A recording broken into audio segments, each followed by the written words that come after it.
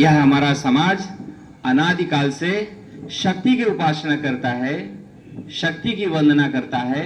शक्ति से ही संपूर्ण सृष्टि का संचार होता है। बिना शक्ति के कुछ भी संभव नहीं है। और शक्ति कहाँ होती है? तो शक्ति के लिए भक्ति चाहिए। इसलिए राष्ट्रीय स्वयंसेवक संघ के आद्य सरसंघचालक पूज्य डॉक्टर केशवराव बलिराम हेडगेवार जी ने जब संघ स्थापना किया, उस समय समाज घोर कष्ट में था। समाज, संपूर्ण देश विदेशी आक्रांताओं के शोषण का शिकार था। समाज में बड़ी हीन भावना थी, अपना स्व भूल गए थे।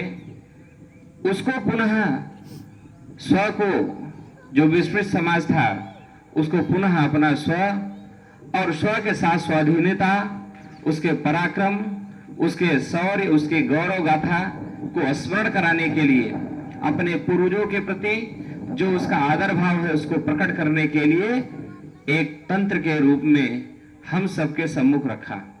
उसी का नाम राष्ट्रीय स्वयंसेवक संघ है। क्यों?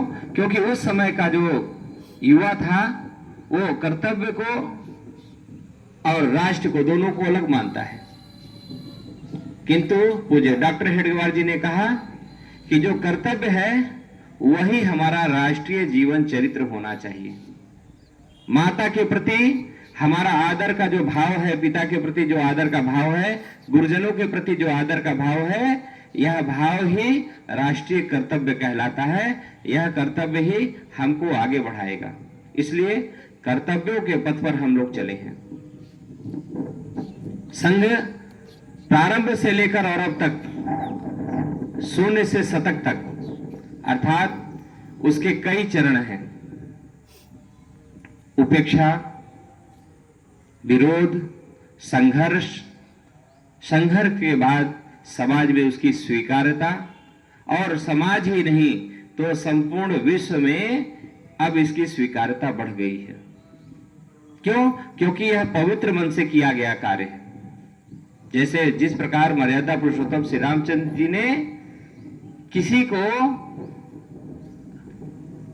अपने जीवन में, अपने सद्गुणों से, अपने विचार से, अपने क्रिया